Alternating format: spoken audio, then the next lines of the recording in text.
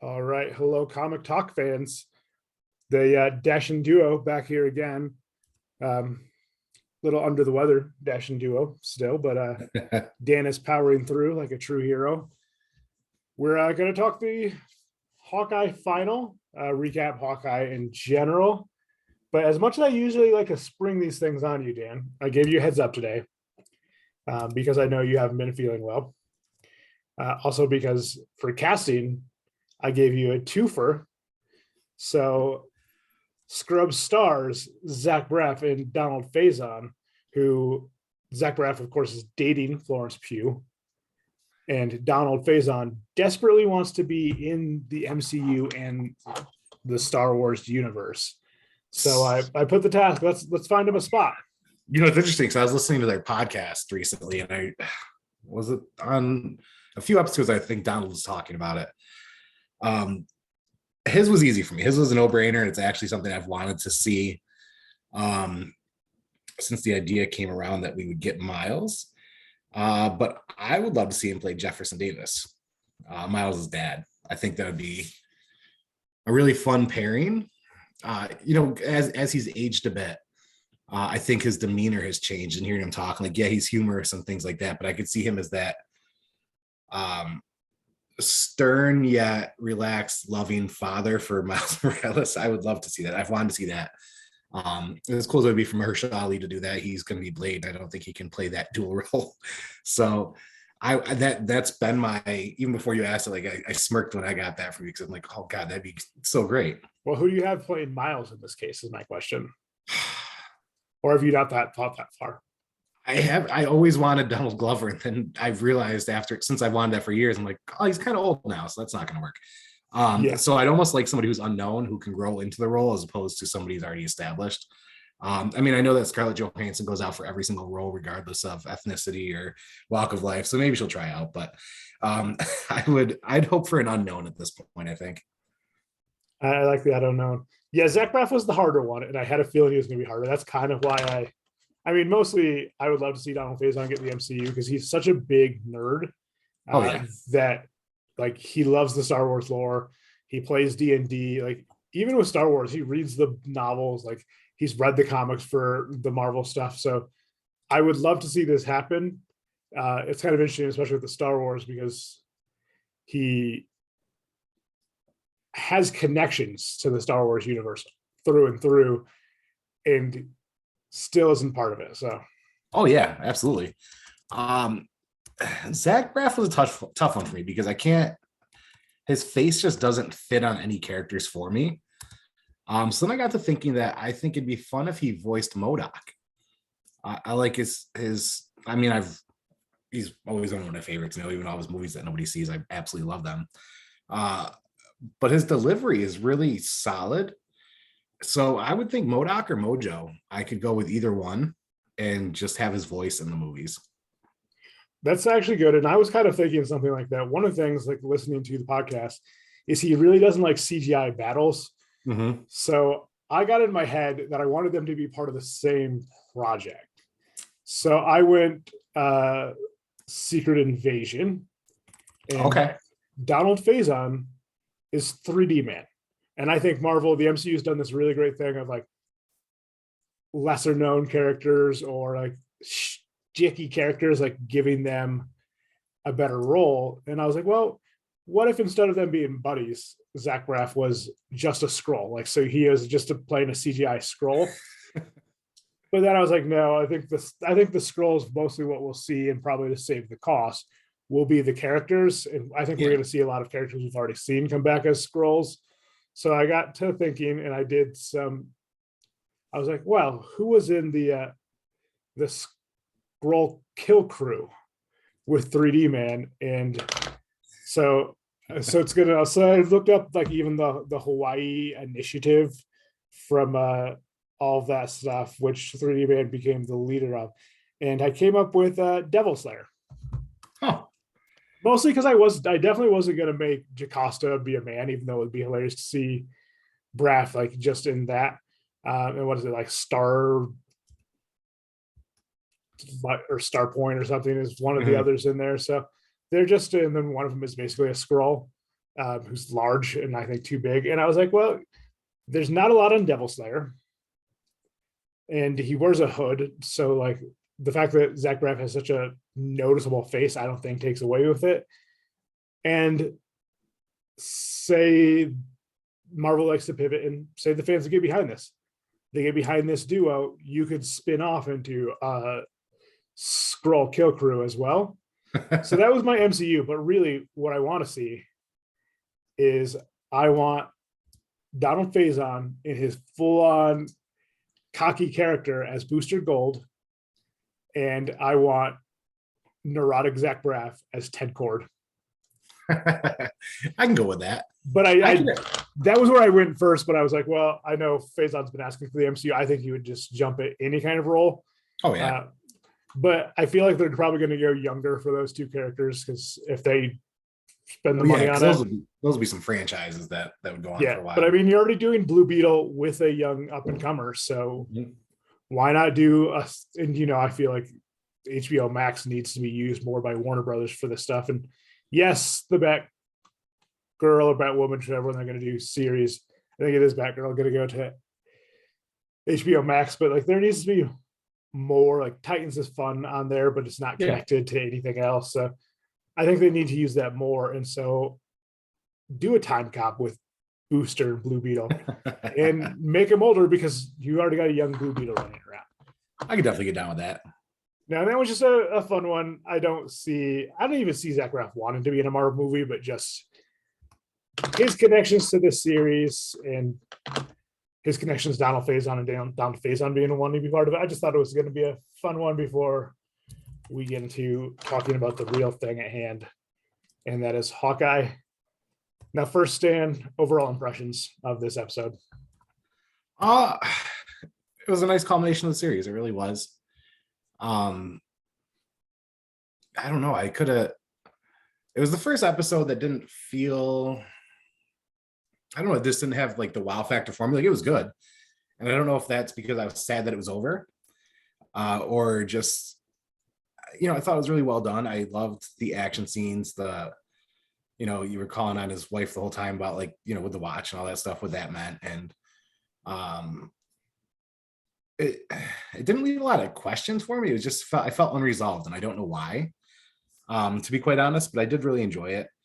I love that going home to the farm scene right there. I was kind of hoping the girls would be there too, but I just, I think it was my least liked episode of the series, but that's saying a lot because I think I still liked it better than any episodes of the other series that we got. So at no point did I have a resolution in my head of how it would end. It just didn't go how I thought it would, but I do think it was a lot of fun. The banter was there.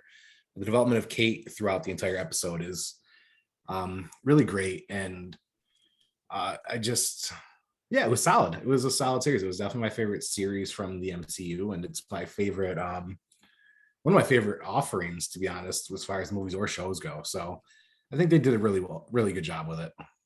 Yeah, from what I'm gathering is a lot of people left with a lot of questions from this.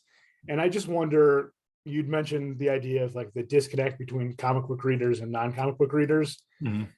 And I think it has to do with expectations more than anything. I told you. And I'm with that here. Like all the questions I'm gathering, and it's people who want another episode or two of this series or less storylines. Mm-hmm. But I feel like that's them doing, whereas I told you, I think like people like not happy with Kingpin because like there's no real backstory to Kingpin are expecting something super because we're talking superheroes. Mm-hmm. When really, as I told you, if like these were just regular detectives or they were reporters trying to get to the bottom of this crime syndicate, there being a guy at the top who we know nothing about but is a badass isn't something you'd question. You'd be like, oh yeah, no, that makes sense. Like that's how the underground works. Whereas I think the reverse of not changing expectations happening with the questions. And I'm getting this, like everyone's like, oh, the series leaves with more questions that are unanswered. And I was like, I don't think it did. Like, yes, what is the full backstory between Kazi and Kingpin?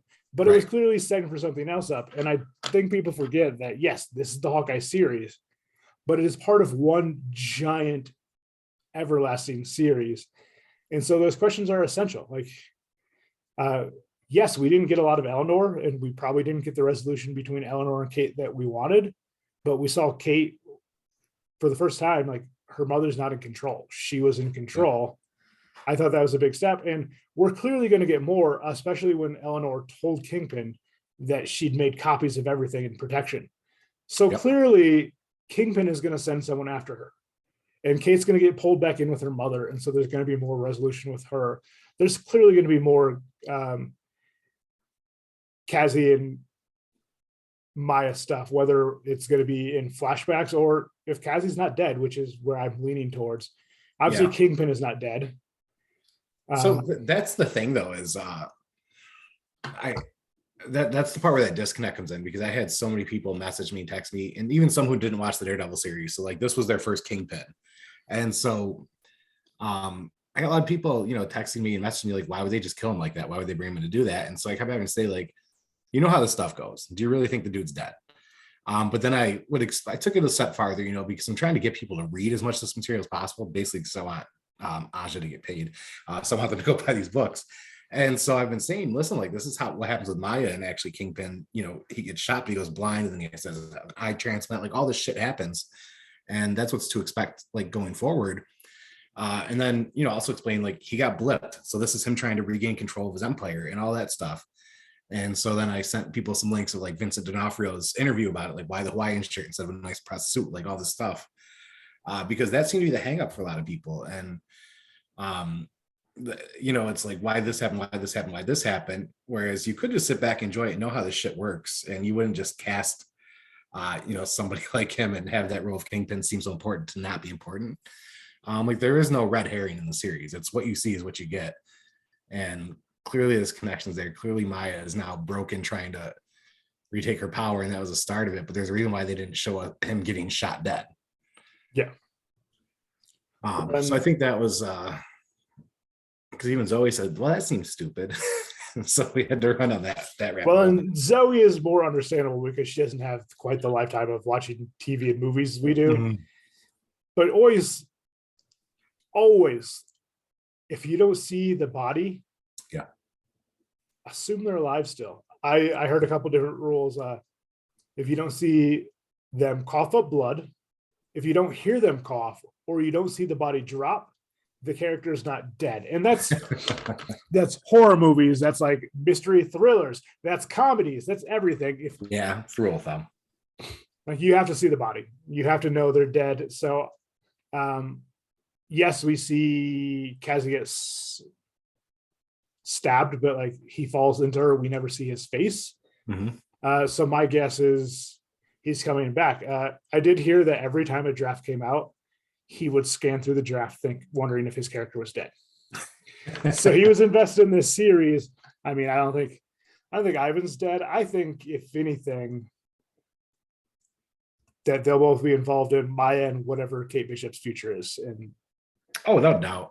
I mean, we're getting Echo for a reason. They're making that show with a lot of implications, and I don't think a lot of it's going to be her backstory and her dad. It's going to be who she is now. And in many ways, I mean, this was our introduction to future Avengers and to future team ups. And so this wasn't meant to be a network series where you have a start and an end and boom, it's done. This was an intro to a much bigger world where, I mean, they showed how powerful Kingpin is, and he's only just beginning, to reclaim his throne. So there's a lot to love here. Yeah, and apparently the director and D'Onofrio went ahead because Feige's been very unclear on whether or not the Netflix stuff is canon. Mm-hmm. But because there's a lot of speculation that this was a variant. Now that we have variants, that this was a variant of Kingpin, but they went through with the filming of this as if it was the same Kingpin. Yep. And I mean, he said, I don't know if I shared it with you or not. It's only like a 2-minute interview, but he said, stop getting caught up in all that nonsense. My character's just come back trying to get his power back. And I'm the same exact guy I was before. It's why they brought me back, kind of thing. And so I'm like, all right, cool. Yeah, I mean, the reason there was literally a billion tracksuit mafia was because he said it's time to show New York's who runs this. Like he called that shot that he was what he was going to do. It was also because there's a lot of trick arrows they want to do. Apparently, there's a lot more of trick arrows on the drawing room floor that they had to cut out. But they wanted to show off the trick arrows. You had to see that wealth of Kingpin, and where they all came from, I don't know. But what did you think about the? There are many ties to Ant-Man throughout the series, including the end there. So, are we not going to see some of these characters again until then? Maybe. It's possible, but I just wonder if they were going. You know what? I don't know. Is Hank Pym now our Tony Stark? Basically, is that what it is? Where the Pym stuff is going to be everywhere?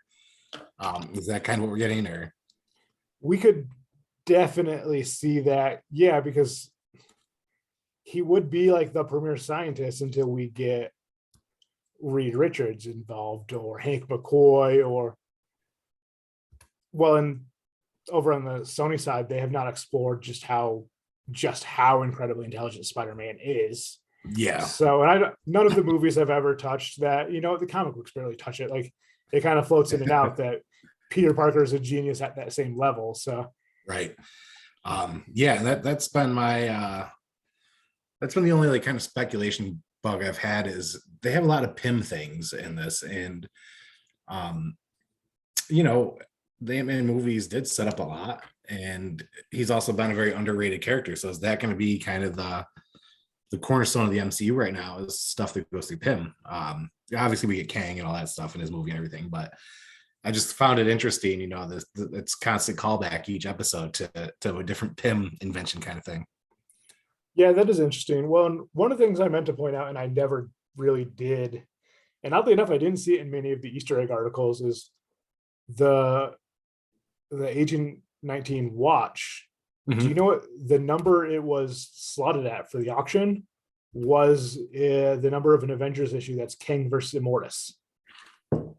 Missed that. That's kind of cool. And that's kind of one of those things that, like, every time a number comes up, mm-hmm. there's a dozen articles people are writing about that. And so I thought it was weird that I had to actually look it up. And of course, there's not a Hawkeye. I think it was like 263 or 264 or something, or 280 something. There was never a Hawkeye like run that went to that number of issues. The mm-hmm. Captain America issue is like Team Captain America, and it's a bunch of Captain America guys in suits riding like motorcycles or something ridiculous. So so if it wasn't an intentional number, it just had to be that King versus Mortis, which just makes sense since King is the big bad we're setting up. So right, maybe we see Hawkeye and Elena show up there.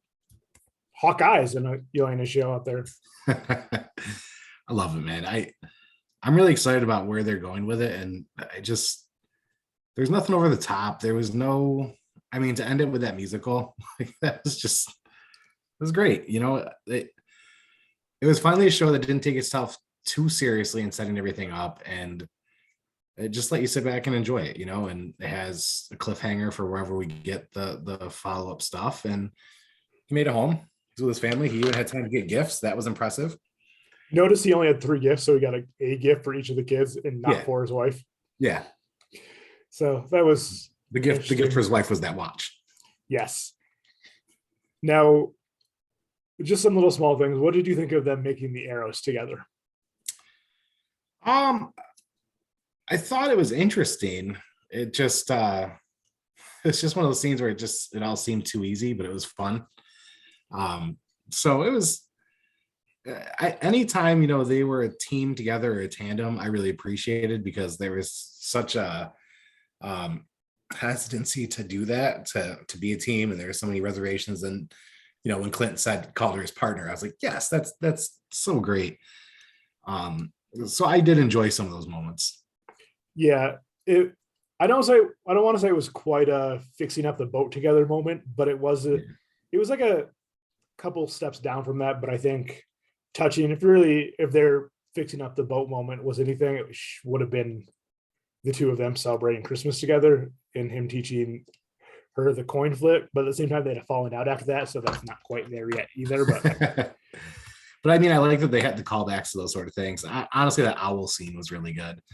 Uh, that was just a great, Yeah, a I'd great. forgotten about the owl that got stuck in the Rockefeller tree. Was it last year that it happened? Yeah. Yeah. So that was a good thing. I know a couple people on the internet like freaked out. Like I even saw someone saying it was definitely like a Easter egg for the owl. Like, no, it was actually supposed to be an Easter egg for real life, Right. which I did is I did better. see that there was a deleted scene at one point of the owl carrying um the when they shrink the van there carrying it Yeah, back the to the the rent west. a bro truck. Yeah. Yeah, those guys are dead, right? No, kind of want to see them just as shrunken people at some point. It was now. What did you think of bringing the LARPers in as backup to the party? It felt necessary. It it was solid the way they did it.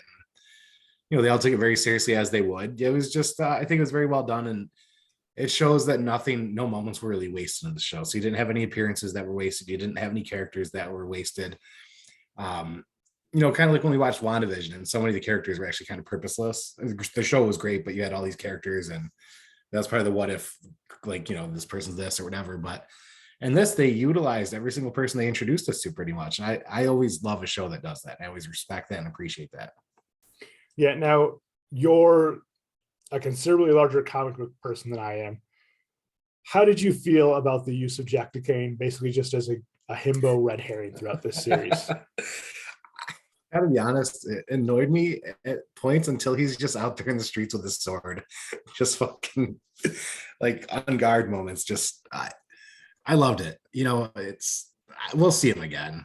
It just he was so, I don't know, something about the acting there is just so playful, so fun, and needed in the moments we got it. But like, just this dude having a blast, just sparring with people and using the swords.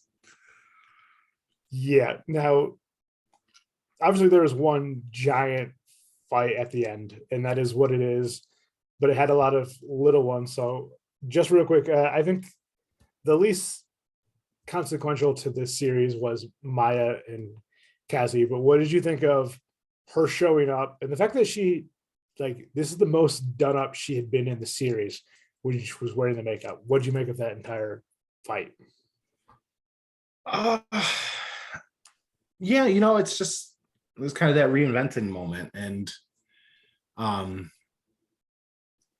it was interesting. I almost didn't need it, to be honest, but there's a lot of taking back of her identity that's about to happen here, and reinventing kind of who she is and where she's going. She's done a lot of dangerous shit to get to where she is right now, and so I get it. I don't think Kazi was consequential enough in the series for me to care about much of it with him, and I feel like it was intentional because we're gonna have to have reason to love or hate him moving forward. There's just a lot of setting up going on, and I respect that they did it in the way they did. Yeah, I've kind of glanced over this one the first viewing, but when I rewatched it, I guess I kind of noticed like the makeup was done for this, like purposely done. Not it's a TV character; they're always wearing makeup.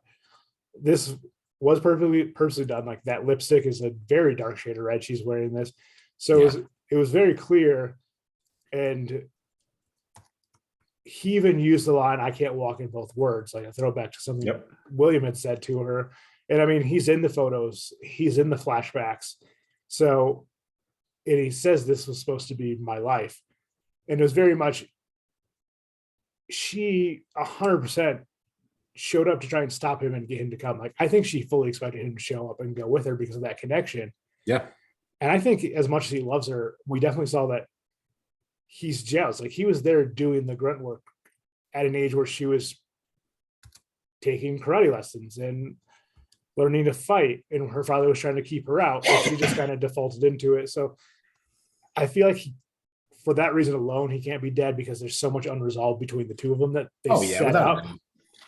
Yeah, I'm like, we don't have to talk about the Kingpin. Like, I think it's 99% positive that he's not going to die. I don't think they're going to go the blind angle. I think if anything, they'll tease the blind angle, but yeah. Yeah, I don't know. It would make sense because it's kind of it was a big arc, and I think when you have deaf versus blind for a little bit, that could be kind of interesting too, and an interesting nod. But um we're getting the reinvention of Kingpin, so we're going to see him vulnerable. We're going to see him trying to rebuild, and I think we're going to see some alliances that we wouldn't expect. But that's also what's going to bring everybody together in all this. So Yeah. Well, does he recruit Jack Duquesne to replace his, what I'm going to assume is former fiance, but you I never feel know. like he's on the side of good at this point. Yeah. You know? And that's kind of where I want him, but that's always like a possibility to tease. The second fight I want to talk about is almost more of a race, and that's Kate and Elena running through the building. And yes, they were kind of fighting, but it was clear on both sides, but definitely on Elena's side, that while they're fighting, they're definitely pulling their punches.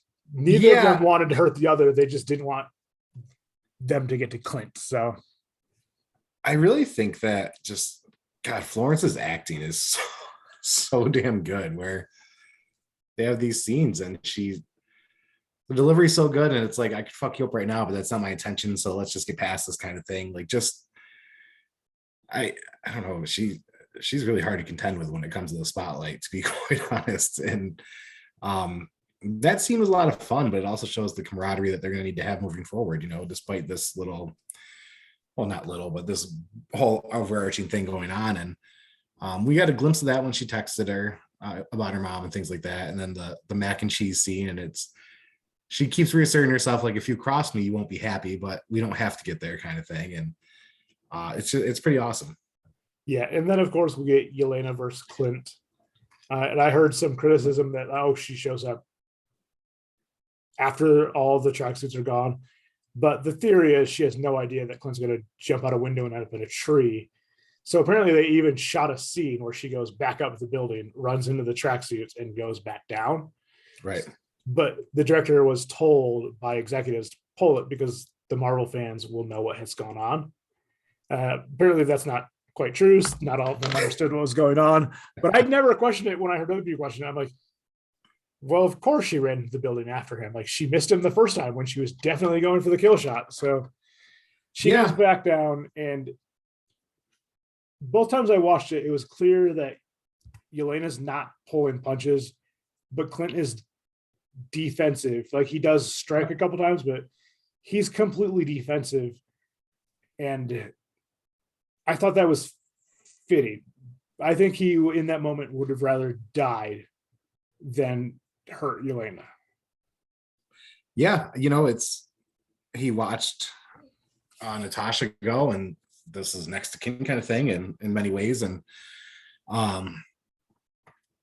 he feels that same pain and guilt. And I mean, he hasn't wanted to be around at times, you know, so it's completely, he's on the defensive on his side in terms of just not trying to injure or harm. And it's that classic, you know, action movie, comic book movie of like, I'm going to let you bludgeon me and beat me, and then we'll get to the point of why I'm not fighting back, kind of thing. But I think they did it more tastefully here, knowing what they're both capable of. You know, at any point, either one could end the other one. So I thought that was a pretty cool moment. And it, you know, in a lot of ways, it's Elena's coming to grips with things, coming to terms with, all right, I can see that the reality I was presented with may not be reality, but it's still real to me, kind of thing. And they processed that really well for, was that like a 90-second scene? You know, like, it really wasn't that long at all. Yeah, it was a pretty quick scene for what was basically what the 6 episodes was building to, I think. How did you feel about the sister's whistle? Did you think it was your mother's name is Martha moment? Yes, or do you think it was bigger than that? Okay. Yeah. I've heard a lot of criticism of that, and I disagree. And I think simply because it did feel like it was a last ditch effort for Clint. And so it was like, either this is going to work or she's going to kill me, and I'm just going to accept what it is. Yeah. And I think also what people are overlooking is the exact same thing I know you mentioned, like she's too smart to have just taken this job without doing the research. Yeah. And I pointed out that she was just going on emotion. She was happy to take the job because she was just running on clear emotion. But here she is kicking the shit out of Barton, and he's not fighting back. He's defending himself at least. So I think that plays into it, because it wasn't just the whistle. It was how much she liked Kate and that relationship, and Kate defending Barton and saying, you clearly don't know who he is. I just felt like it was a combination of everything. So yes, if you take just the whistle, I think it's a your mother's Martha moment. But I thought it was just it broke through from the fact that she'd been running on sheer blind hatred, that she'd been set up to question now for 3 episodes. I think that the other component of that is that there's code words, there's conditioning that Natasha and Elena went through and things like that. And so that whistle, though, yeah, it seems like the Martha shit, it still shows his understanding of that experience, what they went through, and the communication method too. So it's he really hones in on a lot of these things. So it's not just a matter of that Natasha talked to him about it. It shows an understanding of where she comes from too. So I think it was a bigger deal. It was just a very convenient thing. But I mean, how much nuance do we expect in these series and movies, though? I mean, they brought the Rockefeller tree down onto the ice rink, but all of a sudden the full ice rink was empty when it happened. Like, yeah, there's not going to be nuance. And I think if this series is done, honestly, I think with the exception of What If, because I haven't made it through it, so I can't really speak on it. I thought the MCU shows have shown a lot more nuance than the movies have to show in general. I mean, this one, just the guilt and the facial expressions and the burden. Yeah. That just like weighed everywhere. I mean, Falcon and Winter Soldier, just the racial issues there. Like the nuance you had to, some of it wasn't nuanced. Some of it was very heavy handed, but honestly, with a topic like that, you just kind of have to go heavy handed. And with the exception of not the best ending for WandaVision, I thought it handled like superpowered guilt and a breakdown just to an incredible, like just mourning guilt, like everything was just in there. I mean, what WandaVision did was what any of us would want to do had we lost a loved one like that. And we're at a breaking point. It's just we do it on our heads instead of everywhere else. But this is the real show we've gotten so far. You know how much I loved Falcon and Winter Soldier. I went back and rewatched it recently. I feel like I'm always sick, but I was sick.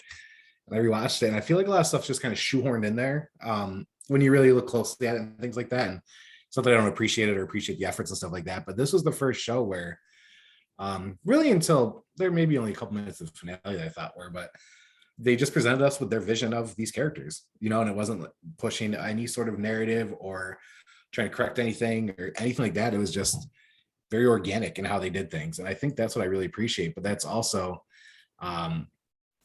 what shows, I mean, Fraction worked on it with them. So the story that we got was the way it was intended to be for the masses originally. So, and I think that's huge. And I would like to see more of that because it definitely showed in this show. Yeah, I think one of the things they did brilliantly was, yes, Clint has a couple lines that are just like funny and quippy, but he was not the guy generating the humor. It was the characters around him, and sometimes him playing off them in moments where he was less in grief. But this show was really about Kate coming of age and Clint dealing with his guilt and his grief. And that's really been the MCU in phase 4, I think, is guilt and grief. But even like after that whistle, it didn't matter that he'd known Natasha. If Elena didn't believe him, if Elena didn't believe there was nothing he could do, she would have killed him on the spot still. And it was very much like both the two of them coming to this realization that there was nothing they could do. Natasha was going to do what she was going to do no matter what they did. And it was just this great moment of them not letting it go, but realizing they had to move on, because at that point neither of them had. And I feel like that was the whistle stopped her, but that moment of shared connection and that grief was what stopped Elena from shooting Clint in the face. Yeah, without a doubt. And that's one of those things where sometimes I think the nuance is lost because of how goofy comic book adaptions are. And that's one of those things, like if you focus on the whistle, you don't realize what he said. Yeah. That could have easily been another, I told you last episode that I thought for sure we were gonna almost identical speech to Elena as he gave to Maya. And I'm glad we didn't. I'm glad it was a real, this is my grief. I couldn't stop her.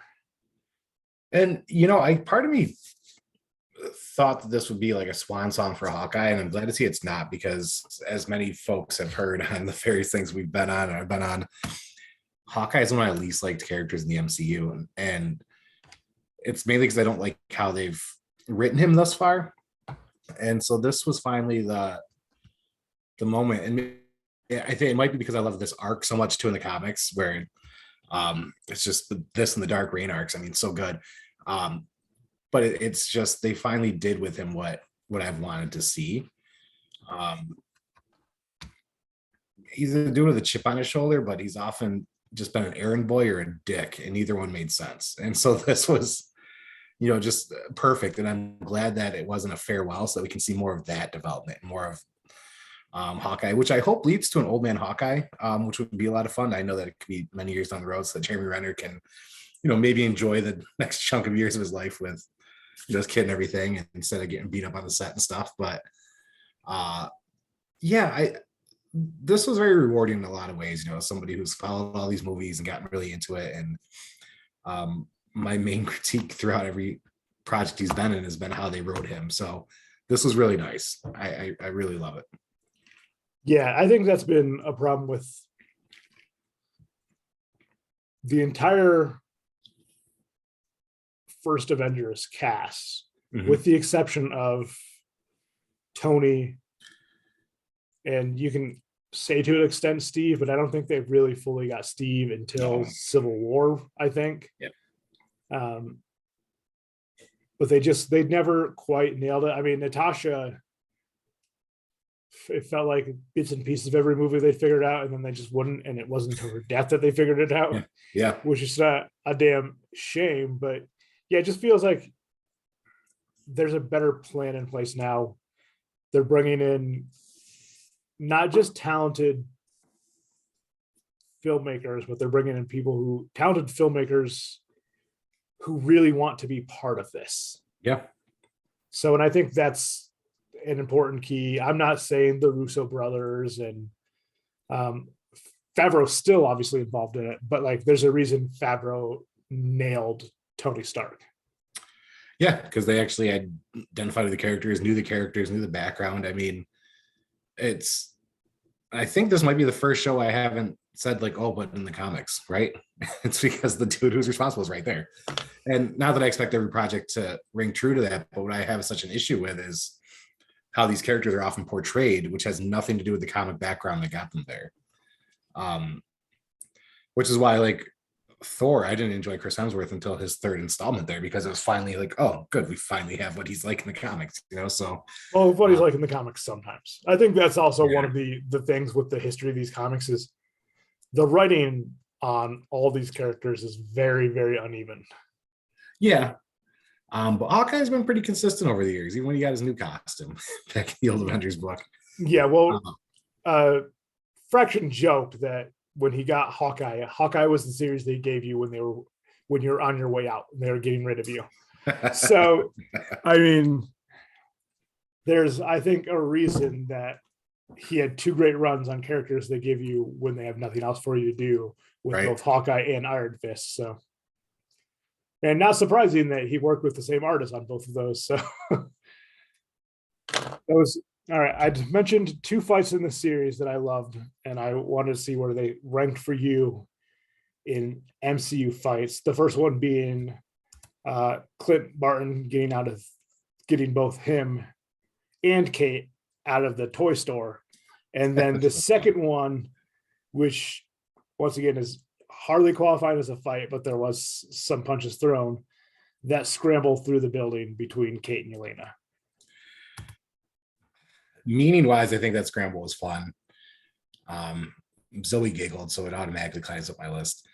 The toy store was just a blast to me because it was such a, I don't know, it's such like, yeah, I know it was filmed in modern times, but it was such a blast of the past where I miss going to Katie Toys, so it's yeah, well, and apparently it was Jeremy Renner's idea to swim through the ball pit.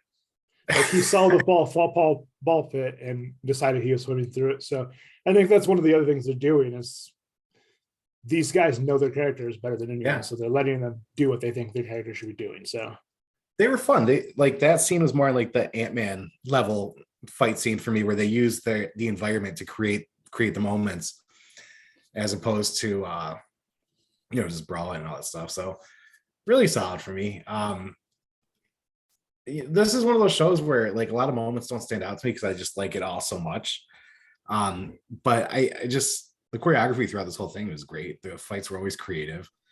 I don't know. I honestly shooting him out of the tree was one of the scenes I like the most. Because it's like Kate grew up and oh no, irresponsible Kate right now. Yes. But it's I think that's the one scene that stood out to me the most, which though they weren't fighting, it was bantering back and forth, like don't do it.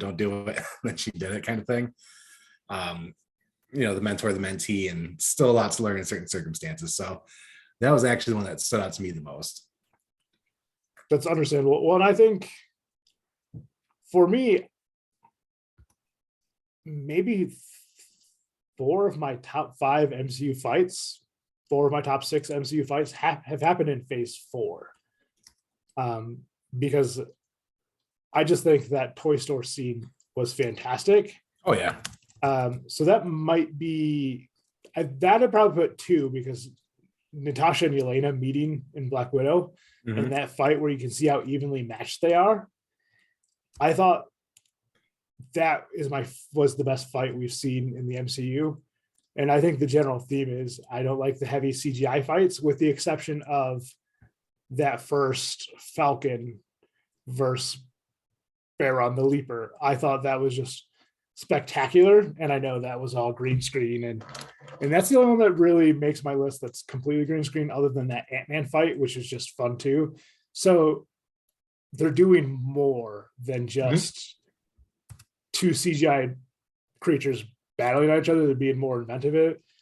So I'd say I'm going to lean more towards that, and I think this is my favorite final battle of an MCU too. And for that exact same reason, like, yes, there were way too many tracksuits for us to believe that 2 Hawkeyes were going to be able to take them down and then still go over and fight the big boss. Like, this was like video game level. Like, you're going to have to go through 18 scrolling screens of henchmen before you get the big bad. Like, but at the same time, yes, there's a lot of CGI explosions, but it was more grounded and more street level. And I do appreciate that. And then the one-on-one stuff, like Kingpin beating the shit out of Kate Bishop just felt right. Yeah. And I loved that she had to think on her feet and like keep her calm. Like, we saw a lot of maturity from her, while at the same time she's shooting down a tree. That was the one thing that surprised me the most. Is I didn't think we were going to get that much Kingpin in the finale, to be honest. We saw him in the picture or whatever, and I thought that would kind of maybe not be the end of it, but just a tease. And then he was in it and in Kingpin mode way quicker and way more than I thought he would be. Part of me liked that, and part of me wished they held out a little bit more, but that also lets me know that he's much bigger moving forward outside of the Hawkeye series too, is that we had to see that from him, which excites me, because I think his casting on the Netflix show is some of the best casting we've seen in any of these comic book movies, both him and Charlie Cox. That was just incredible. But the thing that stood out to me that I noticed quite a few times throughout this episode was how prominent Maya's prosthetic leg was in a lot of the scenes she was in. Yeah, well, you heard the clunk. I thought that was kind of cool, and I liked that. Yeah, I thought that was a really cool thing, because in previous episodes they didn't hide it necessarily, but you rarely saw it. This, it was more natural, like, yes, she's Yeah. kicking, and yes, that exists. And I thought that was really cool. Yeah, when you hear the clunk when Kazuki like hits up against it and she blocks with the foot, and then like she puts her down and like it's clearly in the center of the screen. Like, and it's like, that's good. Like, you're not shying away from this. Like, you did cast her for a reason, and that wasn't it, but it's part of her. So Right. So No, make it really part of the cool. character. Yeah, there's so much to this. And I'm just hoping we're going to get way more, and we are going to get way more street level heroes and villains, but I'm hoping they stay more in the street level realm. Now, you mentioned the casting. We both can admit they can recast Iron Fist, although I wouldn't mind to see him come back with a better direction in a series. I don't think he was as much the problem as the writing, but right. Mike Coulter is definitely who I would want to come back to be Luke Cage. Like, that's a hard role to cast. I think in the same way it's Kingpin, because you have to have not just like charisma and presence, but you have to have that look. Yeah, he's interestingly the one actor who I haven't heard really kind of like campaigning to get himself back. I know early on he said he'd like to see it and everything, and then when Mahershala Ali got cast as Blade and stuff, kind of changed the villainry. And yeah, he's the one where I haven't heard much from, and I thought he was perfect for the role. Well, and Kristen Ritter's gone the opposite way and said she doesn't care if she comes back as Jessica Jones. It didn't seem like she was against the idea, but like it's just nothing that interested her. And she's at a different place in her life than when she joined that show anyway. But yeah. And I remember when that show happened, like the therapy she said she needed and all that kind of stuff, like afterwards and everything, because of how much she put herself into. So I get it. And, we don't need a full reboot of the Marvel series. God, I hope they don't redo Iron Fist that way. I just, eventually we'll get the Defenders, and it'll be before Mark Ruffalo's done playing the Hulk. We know that. Yeah.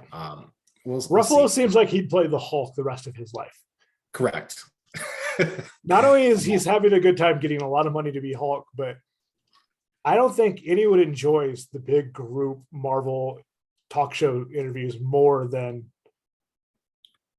he does. Like, freaking loves it.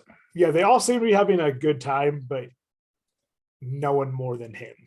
He's the one who he doesn't sigh before he takes the stage. He's like, yeah, let's fucking do this, and he's ready to go. If you notice, his top button's always undone. He's just so relaxed, like ready to be up there and stuff. Like, and they've put him with like basically every pairing. I mean, yeah, him and Tom give the best interviews together. Yeah, him and Scarlett Johansson did too. But yeah, and I mean, he's like out there with, what was it? I think it was him, Sebastian Stan doing an interview together. I'm like, how much screen time do they ever share? Right. But it's like the two of them doing a convention together, and I'm like, okay. Well, I think he's the one who would organize like the family reunions, so like all these all these shows end, and 10 years later they have a reunion. I think it'd be Mark Ruffalo at the age of 90, like getting the whole crew back together, like, hey, where's everybody been? It's I mean, Hemsworth seems to really love them as well, but that dude's so busy that he's he's just too busy to do it. Really, really fun. I will say I was excited to see where everything was going, and this new Sony Disney deal has me pumping the brakes on my excitement a bit. So I'm excited for the street level stuff. I'll say that. Yeah, I feel like if they keep, and I know Miss Marvel is going to cross over in the Marvels. Oh yeah, I would love to see Miss Marvel even stay more street level. Yeah. I mean, I think Kate and Ilana could be up into an Avengers movie, but I would love to see them more young Avengers stuff. I'm hoping that's coming, and I think we'll end up getting Hulkling and She-Hulk probably. We're not far off, and really any of those characters could be introduced at any point, like that, and it could be in some random manner too. I mean, we'll get it. Chow could be introduced either in She-Hulk or Ant-Man. Yeah, easily. And I mean, I've heard rumors of She-Hulk, but obviously that's going to be a big rumor because Young Avengers has been a big rumor, all that kind of stuff. But we have America Chavez coming out already, Yeah. Through Multiverse of Madness. So I mean, this younger crew is coming out, and I mean, honestly, Multiverse of Madness comes out in what, February, or is it? I think Morbius is January, Multiverse is February, right? Yeah. Shit, the number of characters you can unlock with that just by, hey, here's these universes, here's these people. Oh shit, now we have all our new characters. So and they had to do so many reshoots, and if you notice, the timing of the reshoots was right after Loki was announced for season 2. So oh shit, now we have to reshoot everything. It makes sense. And then they announced the Agatha series, so more reshoots. I'm shocked the movie's still coming out when it is, but we're getting these characters, and you're not wrong with Young Avengers. We're definitely going to get that. I prefer a show, I think, over a movie, but I'm just excited to see it to begin with. Yeah, I would kind of like to see them all kind of do their own stuff in series, and then it branch on. We get honestly, I think the Defenders Netflix model is the way to do it. It would be, yeah. The only problem is their rushed schedule to get it all out, and that was it 24 projects on the slate right now, with more being added. Well, yeah, it's 24 announced, and then there's an additional 21 that are heavy in development that are rumored. Yeah. And so, and obviously, like, rumored heavy in development means almost nothing, but you have to feel like, yes, there's going to be so much coming out. But yeah, it's going to be an interesting ride. I'm wondering, I'd asked you early in the series stuff if you were starting to feel Marvel fatigue. Are you worried about it with what's coming out? Yeah, I definitely am. And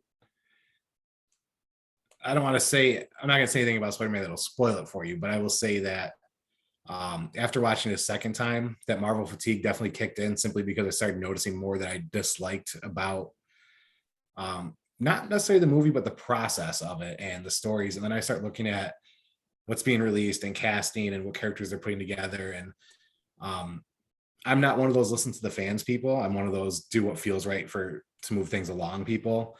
And so, like, when I started looking at who they're putting together, like in future projects and stuff like that, it's like, I think they may be compromising a story for likes, I guess you can say, which concerns me, especially because when you look at how meticulous they were in their planning process for the movies that came out prior to now, before Disney Plus and all that stuff. They're meticulous with the number, who appeared where, the contracts and all that stuff. And now it's just like throwing caution to the wind. Then the Sony deal came, and that opens up a whole other verse, I guess we could say. And I feel, based on reading some things today, certain projects are going to be compromised and certain stuff is just going to be forced in there. And I think the day is coming soon where I'm not just going to watch every project because it's a Marvel project, to be quite honest. Yeah, I don't disagree. I could see myself, if the series stay where they are. I know there's people that will complain about the Marvel final act, both movies and series. I mean, everyone's like, for the most part, the penultimate episode is like the favorite episode, and the final is the least favorite episode for most of these series, for most people I'm reading and listening to. But I don't feel like that criticism, like, I feel like the criticism they're basing it on is a limited series with a beginning and an end, and none of these are that. None of these are limited series. I hate the term spinoff when it's coming to the MCU, like oh, the Echo spinoff. No, I don't think it's an Echo spinoff, because it's one universe. Yeah, it's a continuation. And I think my big thing now is everything doesn't have to lead to the next. We did that for 20 movies. It's cool, but to shoehorn in the Eternals with freaking Hawkeye at this point, like, I don't see it. I don't envision it. And to know that we have Galactus coming, Silver Surfer at some point, there's a reason why there's not these huge events where every single character is thrown together in the comics exists for a reason, because some just don't work together. So if we are building to these bigger things, I don't want to see that. I don't. I've always liked in the comic books how when there's a cosmic galactic level event, you only ever really get 2 or 3 street level heroes tied up. And not always like Spider-Man from the beginning of time, because Spider-Man is Marvel Comics, and the reason that him and Captain America have been the logo back and forth since the beginning. The other one being Hawkeye, because he is an Avenger. Like, and if the Avengers are there, Hawkeye's going to be there. Right, which makes sense. And then in the last, 15, 16 years, like Luke Cage becoming a big part of the Avengers, he's there. But he also is nigh invulnerable, to mention the Tick here. So it makes sense he's also going to be in a cosmic level event. And sometimes Danny Rand's tagging along with him, but you don't need more than that. You don't need Daredevil fighting a race of aliens. Like, yeah, he's not running off to help the X-Men with the Brood. Right. The X-Men have enough powerhouses. They don't need Daredevil. Like, I just don't have a good feeling about things, I guess is how I'll say it. It's I have a good feeling about Hawkeye. I really enjoyed it. I've seen some things down the line where I'm kind of like, and even America Chavez, I love that character. Zoe and I've read everything. She doesn't feel right now.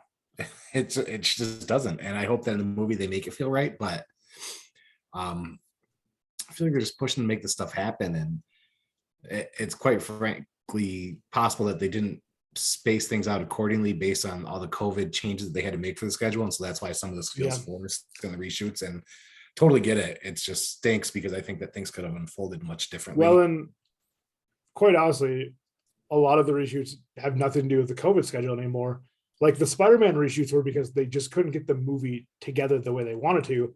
Yeah. So while we're all waiting for that first big trailer, they're reshooting the movie that we're supposed to see in 6 weeks ago. And like, it was like, ongoing things where, I mean, you hear about the cast not sure why they're doing these reshoots and what the purpose is. So that then leads to more Doctor Strange reshoots. So, and I mean, that also leads to, hey, highest grossing movie. Yeah, Sony, here's this deal we're going to sign with you. And now here we go. So, and I've been saying this whole time, especially with Ali, who we talk every day about this stuff.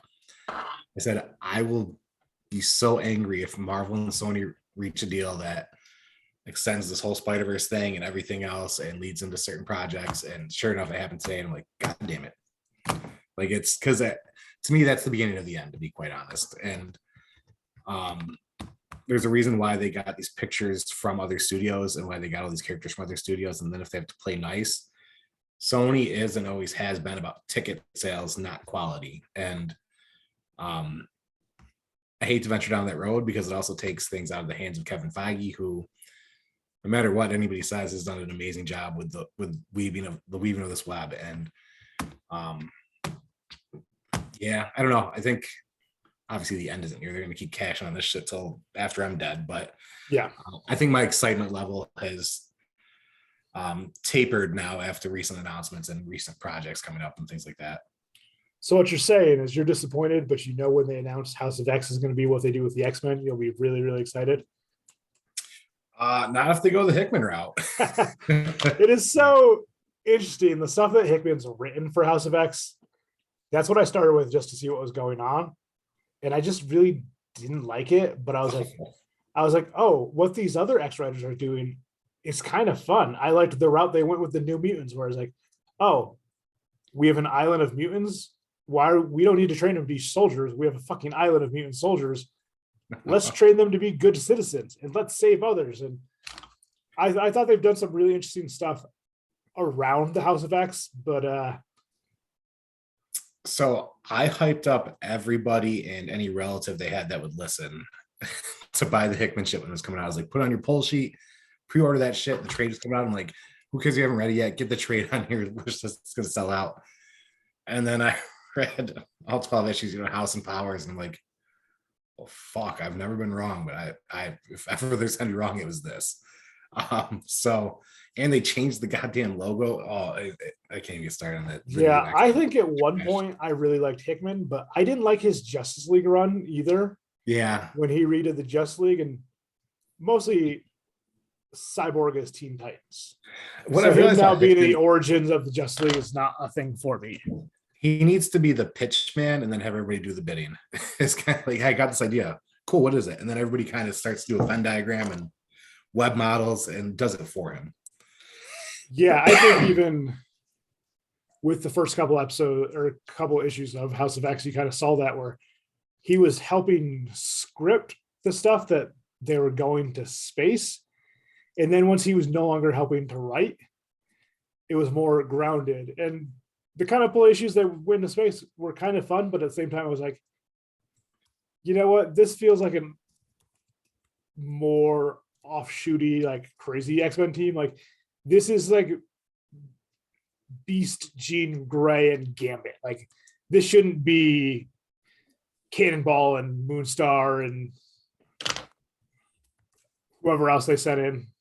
Yeah. So God, I don't know. It's just so bad. You know who I need to save the X-Men right now is Donny Cates and Trad Moore.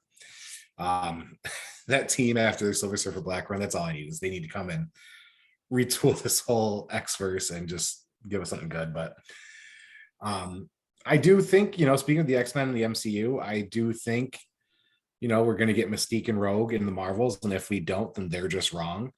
And I think that'll be really cool, to have the binary thing and all that stuff, which would be a fun way to do it. And I really hope that we, my theory this whole time is that Sharon Carter is not Sharon Carter, it's Mystique. And I say that because it's the only way I can accept that heel turn, because otherwise it makes no sense to me. Well, there's also the fact that she's a Skrull. Yeah, there's that too. And I think that's going to happen. And I love that way of introducing the X-Men, especially, after we were already in Madripoor, we saw X's on Gates and all that stuff. So I'm excited for that intro, but if it happens anyway other than that, I don't know that I'll like it. I know people want to see Wolverine, and I saw it trending like Wolverine's going to be in Multiverse of Madness. If you think that's how it's going to go down, you don't know how that fucking X-Men work. Like, you don't know how Wanda's world work, because Wolverine was very inconsequential in that for a long time. So, I mean, we're more like to see Professor X before any of them outside of that. But I like think we've already seen Mystique, and the Marvels will have both Mystique and Rogue. That's the only way I see it going right. It's just interesting to bring in Kamala for that venture. So curious to see how that plays out. I'd love for them to bring in maybe Boom Boom and Dazzler and like mix them in with the Young Avengers, and that's how we get the X-Men. I don't think Dazzler never got enough love. No, she did not. I just think if they were to take any of those, like, I mean, not the current Hellions because they're well-established characters at this point, but any like the old like Emma Frost Hellions.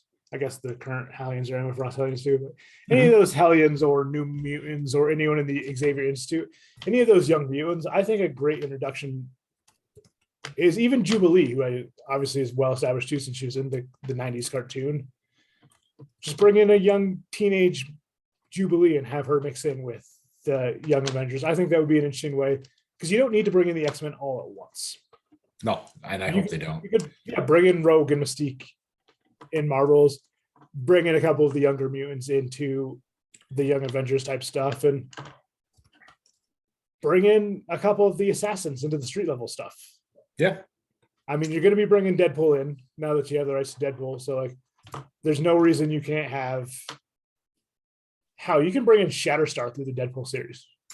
They're just at a point now where Ryan Reynolds is only going to be able to do this role for so long. So they need to get that shit moving. But yeah, I don't know. It's it's going to be interesting. But I was just looking at the slate today, and the one that makes sense for the earliest release, and actually I could see Jubilee popping out in Multiverse of Madness. That makes sense. But if the switch turns to where they reveal Wanda is a mutant because they couldn't do that before, I think that would kind of change everything too. So there's a reason why we had Madripoor. I'll just say that, and I very much agree. It's going to be interesting to see what angle they take with that. And Secret Invasion will be a perfect place to slide in the mutants too. Yeah. I mean, there's just so much. I feel like just with her history of being involved in space, Jean Grey could slide in basically in any storyline as well. Oh yeah, without a doubt. And you can find natural ways to do it instead of forcing them in. And I think Wolverine is the guy you'd have to force in right now. Yeah, I would just hate to see it.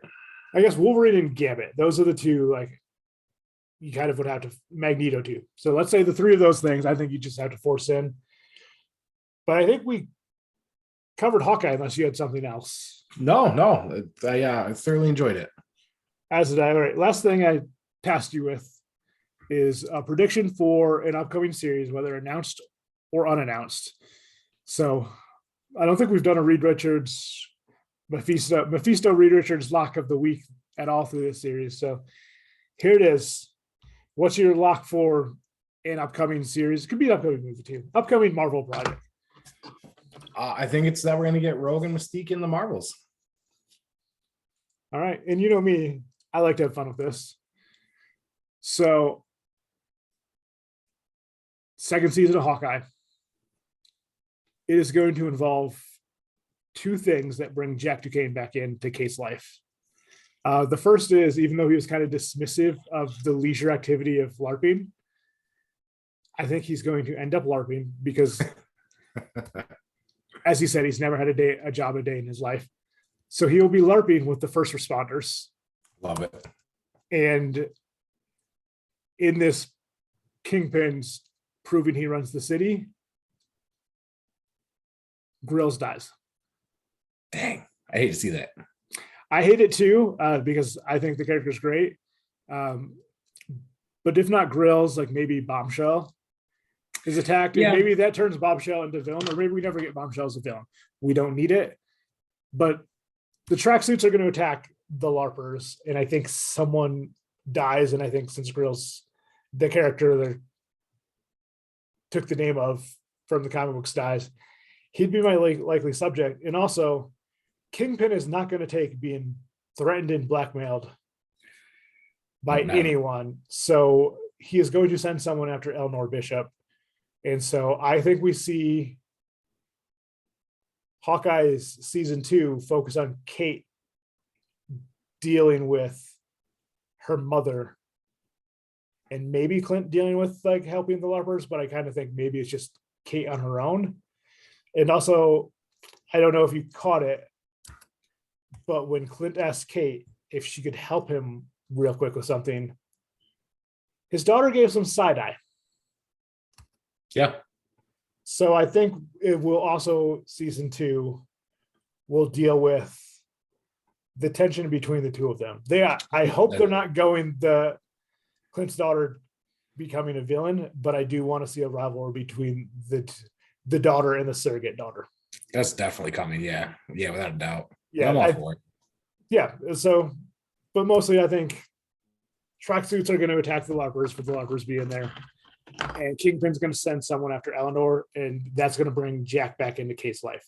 Or maybe Jack never leaves Kate's life. Maybe they have a cordial relationship still. I like that. They'll be sword fighting side by side at some point. I'd like to see that. I want more Jack.